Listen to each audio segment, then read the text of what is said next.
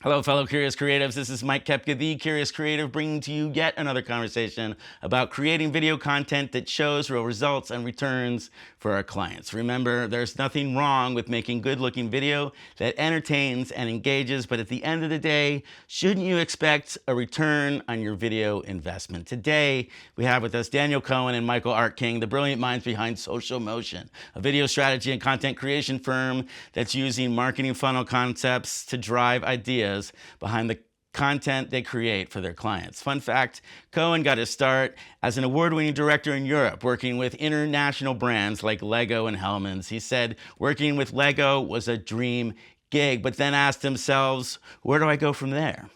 So let's find out where he went and why he took Michael along with him for the ride. Andrew, Michael, it is so good to have you here on The Curious Creative today. How are you?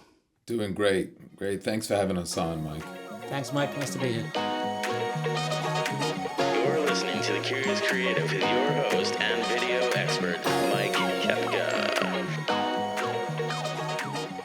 So this is the podcast where people come to talk video strategy, video content that will make results for their clients. Tell me how that fits into what you guys are doing and how that works in with keeping your clients going, right? I think that my company here, we're working on building relationships with companies and looking to get out of the old hamster wheel of one-off projects.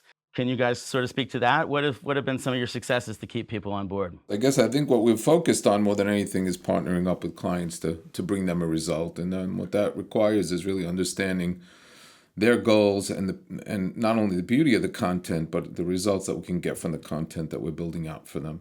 And so that what we need to do and what we are doing with clients really is, reverse engineering, backing in from a goal, looking at how do we capture attention to a piece of content, what are the benefits, what are we looking for in that content, also understanding where that content needs to be placed. So every piece of video or every video that you produce really has a different home where it lives, right, Mike? So if it's on Amazon, it's lower funnel. If we're on social, it might be upper funnel. If it's on organic, it's got a different use. And every one of those videos that we create really need a different length and a different design, and they have different goals, really. And understanding that, I think, is what it really helps the clients out. So give me an example. I think just before we started, you were mentioning Amazon as being one of your prizes. Tell me how you got involved with them and what the problem was and how you guys solved it. Yeah, I think on Amazon, as I said, it's kind of what we call lower in the funnel, right? There's kind of 3 levels of every funnel or buying journey. From the top of some awareness of something, some consideration, whether I deliberate whether to purchase something, and ultimately decision making on the product itself. But if you go to Amazon, most people going to Amazon already have a product in mind. They're rarely just, jumping around and browsing. They're thinking about a particular product. So if they put in a keyword in, there's a good chance they're going to end up on a product detail page. So if it was a humidifier as an example, and that's what they were looking for their home, they're going to be seeing, 50 different humidifiers on that page. So first step is there might be some ad sponsored content that's running there alongside those other products. Your goal there is to get them to click on your product and get them to the product detail page. Step 1. So that video needs to grab attention in the first 3 seconds. That video really has to focus and understand what is that consumer looking for in that moment. What is the top priority around humidifiers? I can't leave that for 15 seconds in. I've got to think about the first 5 seconds, what they're thinking about. Is it the construction of it? Is it the reliability? Is it the humidity level? Is it the drainage capacity? We can know that actually by digging in deep into reviews and looking at competitors' reviews and their own reviews to understand why are people buying this. You're the numbers and analytics guy here, right? And Daniel, you're a bit of the creative guy. You come from sort of a big commercial video world. And how does your approach translate into what Michael's talking about here? Tell me about how you created the content, and then Michael will talk about how you got them to bite before the first couple of seconds, I imagine, right? So yes, that's correct. So my side of things is the production, the creative approach. Michael's is the marketing. So initially, Michael will speak to the client about their marketing needs and advise them thus. And then My approach to every video that we create is simplicity. So communication in the simplest terms. So we look at the product, we make the product the hero of the video. We never do a video where it's 27 seconds long and then the final 3 seconds, you know what it's advertising. We make it front and center, and just keep the communication very simple throughout. So that's my job. Did you adjust some of the content after seeing how it performed, or was it good right out of the box? I think for the specific case that we're talking to, which was a video for a company called Simply Safe, the video we gave them, they put out and it performed amazingly with over 200% increase in sales. Yeah, but we would sometimes edit out 3 versions of a video and make recommendations to continue to optimize and edit as we go forward, Mike, to that point. So what was the product? And, maybe we can get in post-editing world, maybe we can get the spot up and show the viewers what we're talking about. I have to see if I have permission from them, to be perfectly honest. But the product is a home security system that you probably see on TV a lot. And the distinction between the video that we created, which we used a lot of 3D animation, I think the distinction is we were more product centric. And I think that the bigger video was more suited for TV with wide shots of rooms and lifestyle. And I think at Amazon, as I said, lower in the funnel, you got to get to the product quick and get to those key points quick. And I don't think a TV commercial or something of that level that's designed for that would work the same way. And that was I think out of the gate. But yes, we've done other videos for other brands where we're continually optimizing opening shots, right, and editing, or even sometimes moving around, benefits and functionality, etc. So where did your video run? It's run on Amazon, on the brand page, and ad sponsored.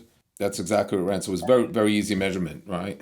And then, so tell me again, your content created you used the word or the number 200 what? 210% increase in sales. I mean, that's pretty exciting. Was the client pretty excited about that? Yeah, super excited to kind of deliver on those numbers. They were very happy because it was a 1-to-1 comparison against the previous sort of 12 weeks of their sales. And so they saw a huge lift and they were very, very pleased with it. Great. Are you guys talking about the next thing yet, or?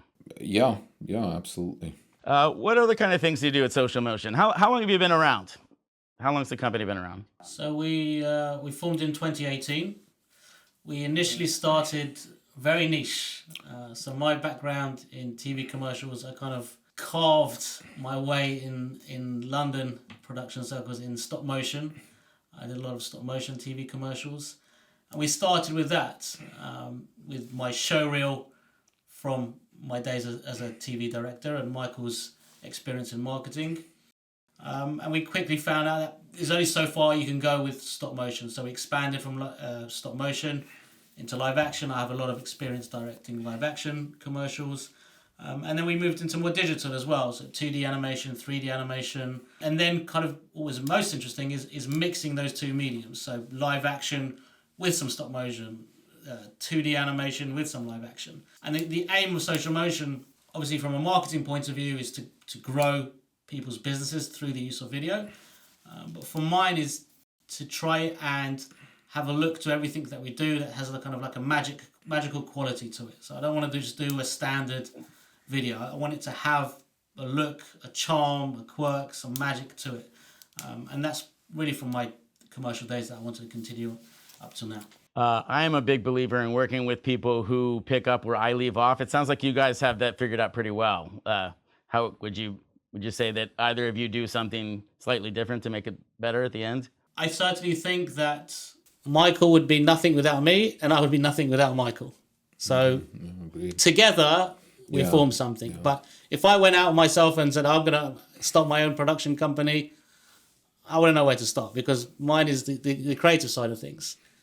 And Michael would have the similar issues, he'd probably get the videos, but wouldn't know how to make them. But the beauty is that we come together and we complement each other, and thank God so far it's quite harmonious, shall we say. Daniel, let's backtrack a little bit again. Tell me more about your expertise as a TV director, and were you a DP as well too? Did I get that wrong, or a director of photography, or that you did the directing, or the or the camera work, or both? I'm originally from the UK, and I started about 20 years ago.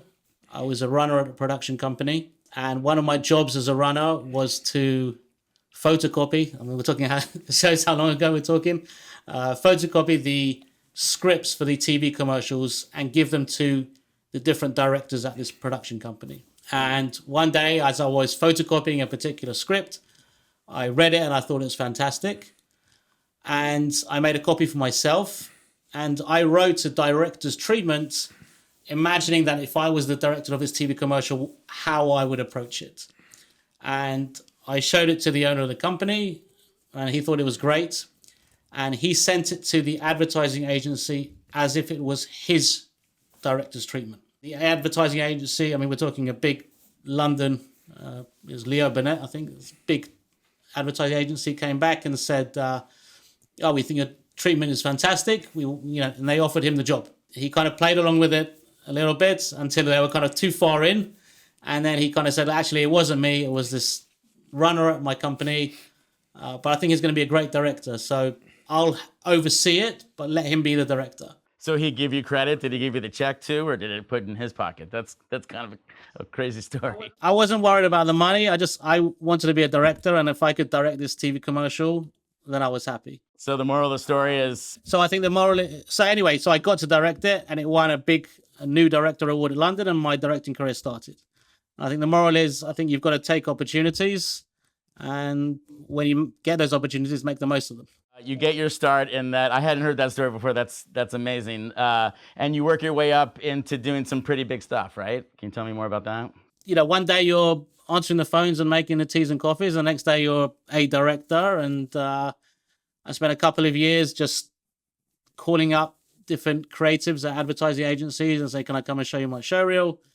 Sometimes I'll get a small commercial out of it, slowly build up my reel. And then I moved into animation, and particularly stop motion animation. And that's when things really took off for me, directing big TV commercials for global brands. And finally took me to Aardman Animations, which is probably the best animation company in the UK. I was directing there. And at the pinnacle of that, I directed a Lego TV commercial, a couple of Lego TV commercials, which was always, my dream to do. Big Lego fan. And after that, I was kind of like, okay, where do I go from here? I've traveled doing big TV commercials, experienced all that. It's all been great. And then fortuitously, I met Michael, and here we are. So you guys started your company again in 2018. Where was the first time you guys met, and how did you have a conversation about putting something together? Because that seems like sort of a pretty big transition from being the big director to now striking off on your own. We were actually introduced by a friend of my wife. So Michael was working for a non-profit, donating his time, and they wanted to create a video. And someone he was working with, a friend of my wife, she said, "Oh, I think Daniel does some filming stuff." So they brought me in to do that, and I met Michael. The video went very well, and immediately hit it off with Michael, and we were just talking, and I kind of felt there's a huge gap in the market from where I was at the time directing nice sized TV commercials to, a videographer, a man with his camera, or doing those whiteboards, 2D animations. I think there was like a chasm there where more people needed to create video. They didn't have huge budgets, but they wanted nice content. So we just talked about marrying Michael's expertise in marketing and my experience in TV commercials, and bringing that experience to lower budget video work. And that's how we started. And what was it that you immediately saw in Michael that you thought was going to be something worth pursuing here? So first of all, just a very nice person, just very humble. Rule number 2, only work with good people. That's what I say. And Michael has said that from day one, working with nice people. You're spending so much time with each other. It's kind of like a marriage, right? So you've got to get on. And thank God from when we started to now, we've never had a disagreement. It's been wonderful. So I think it was his personality was immediately what drew me to him. warmth, engaging qualities. And then from a business side, his considerable expertise in marketing and driving a company to a big level, in his previous career. Okay, Michael, why? You said you didn't have much experience with video before this, right? So why is video the place to come in? Video. Are there some stats on what? I mean, video is where people are right now, like on all the platforms, right?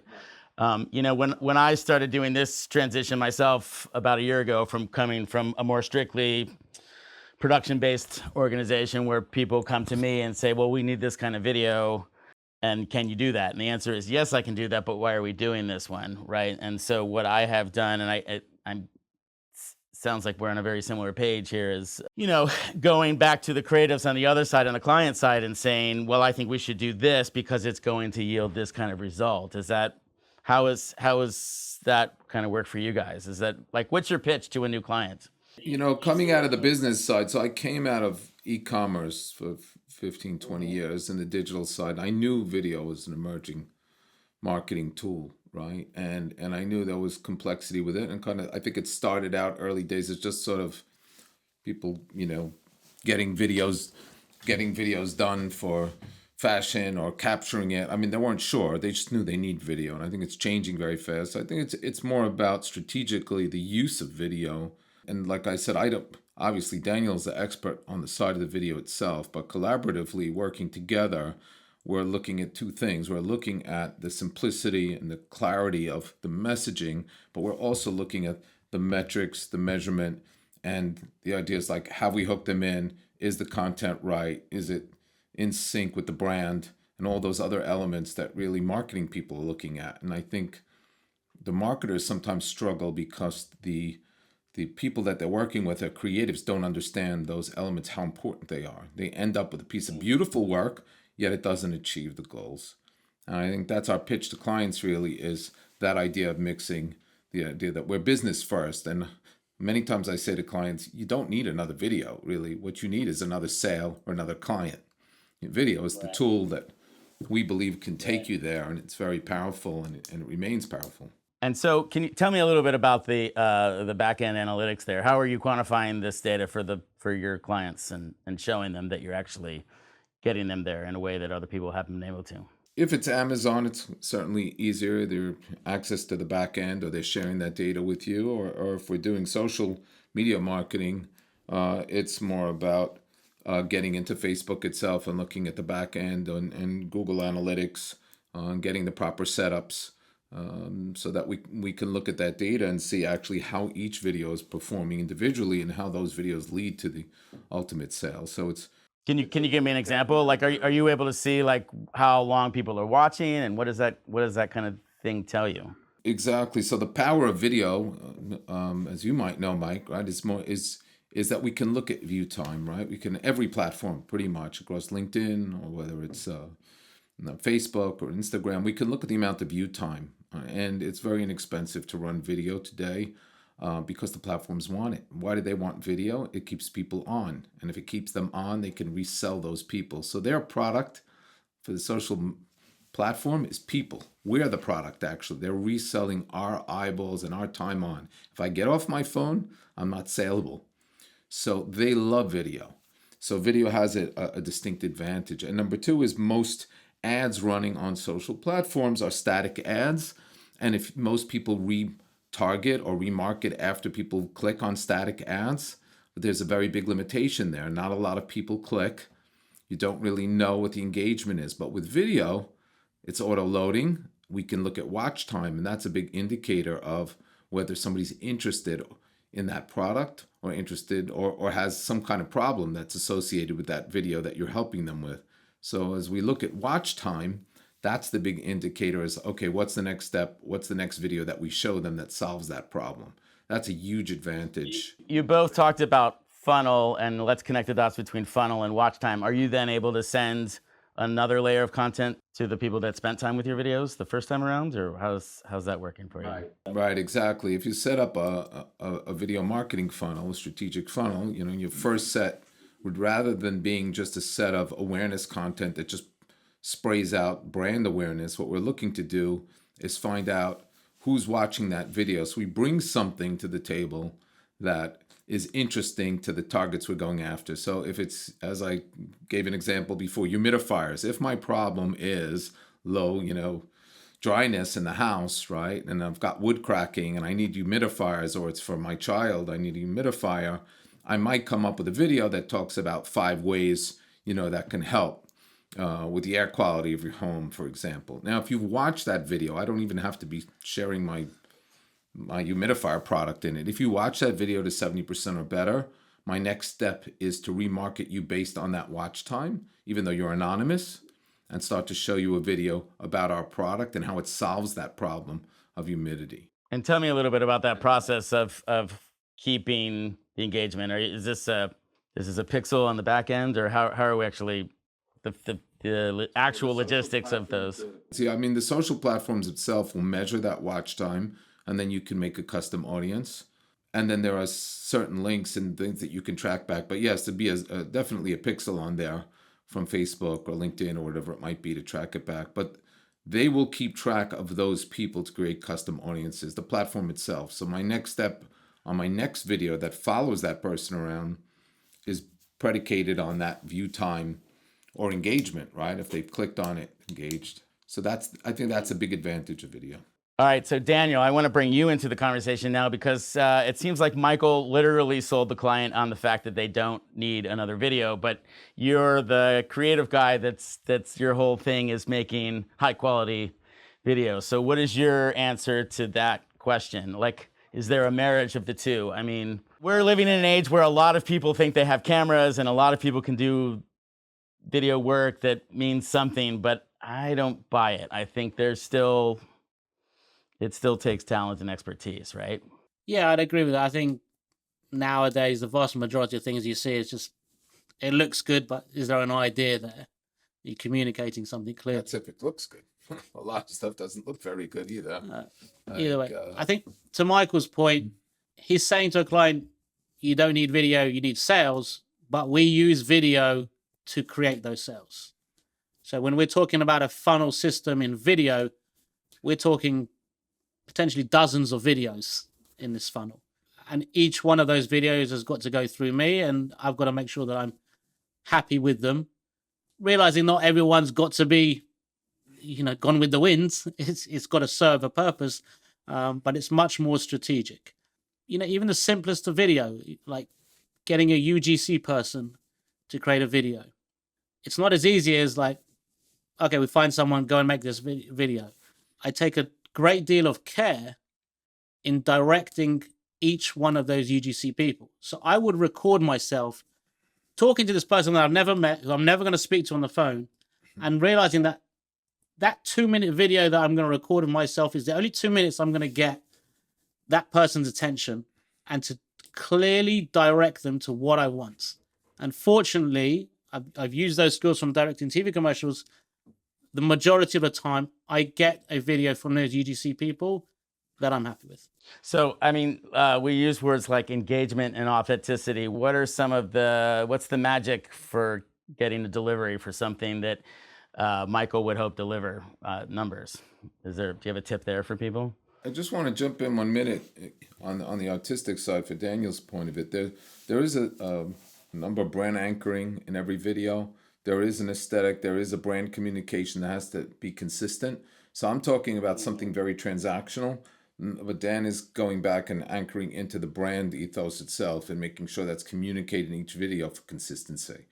So that's where he will take over. So there is another side to it. Yes, it's very transactional, but then it has to be a brand right for the long-term lift, and success of it.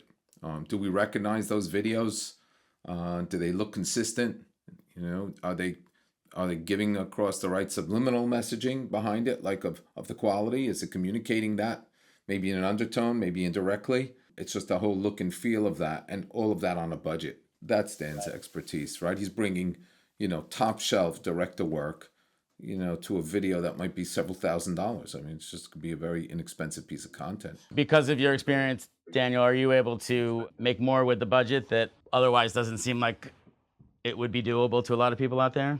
Yeah, I remember when we first started Social Motion, I had a TV commercial on my showreel for a potato chip company.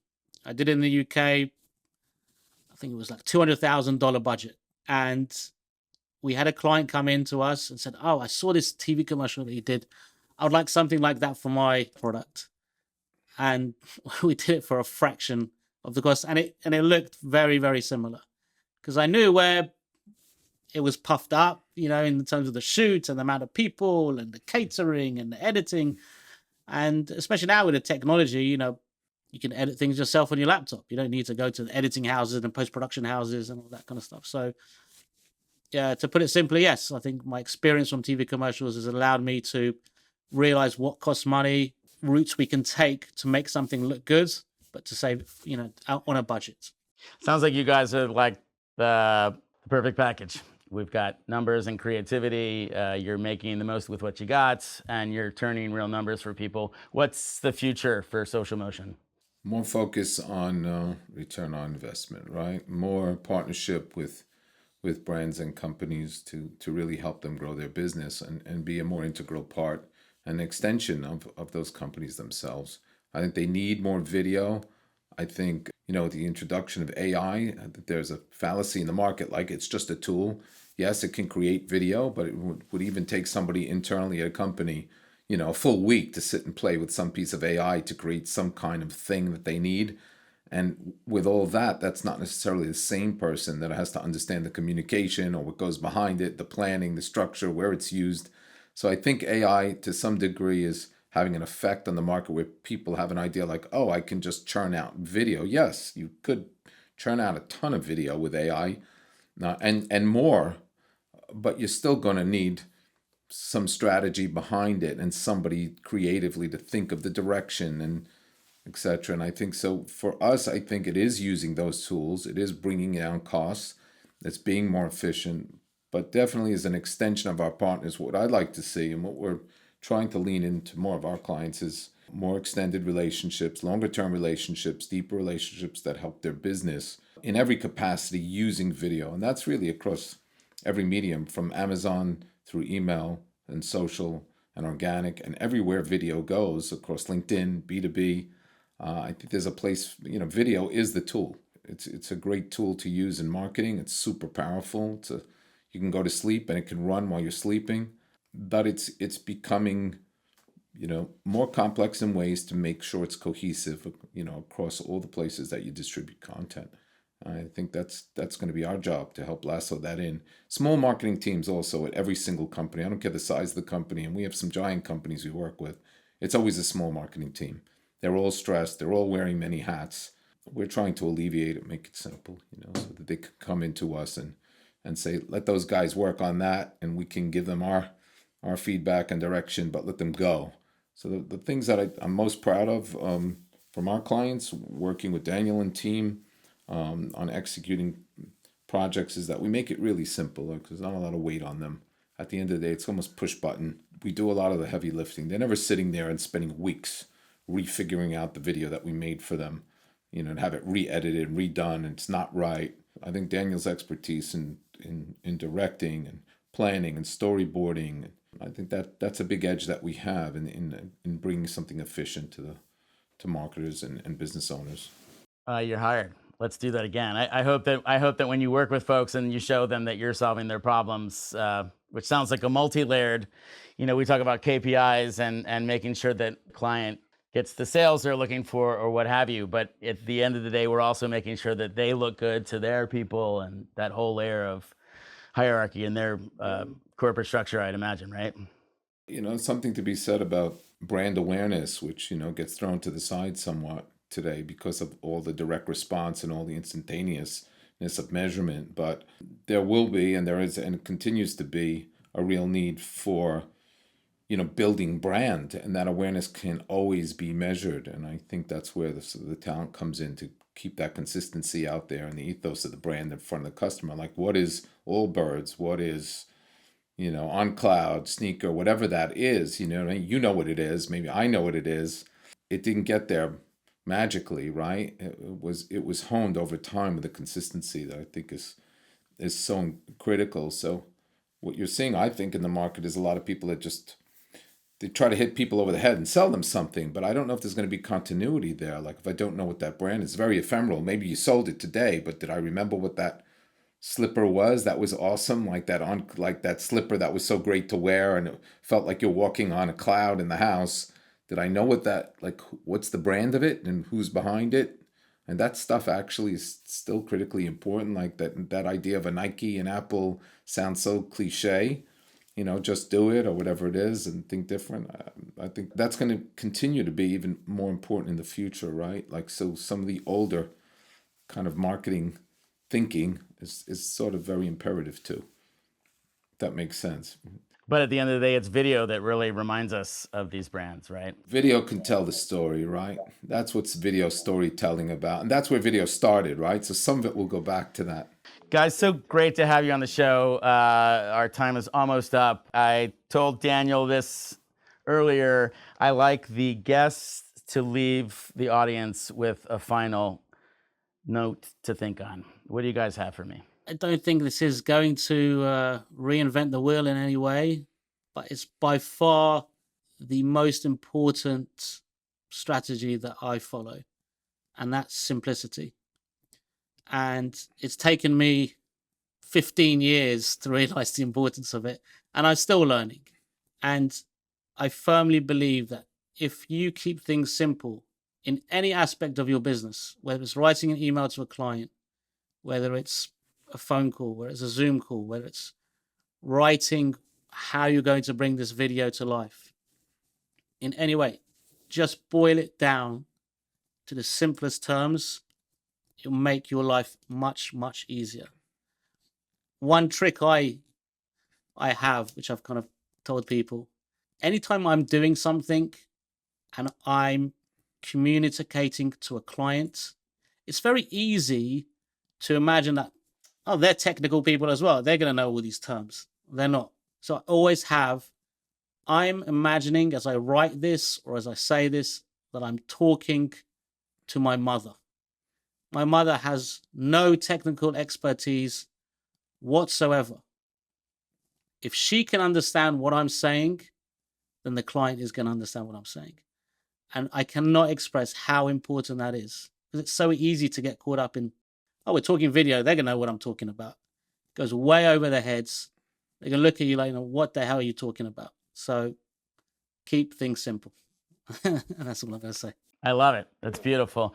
Social Motion, curious creatives out there, thanks again for listening to another episode. We'll see you at the next episode. Thanks again.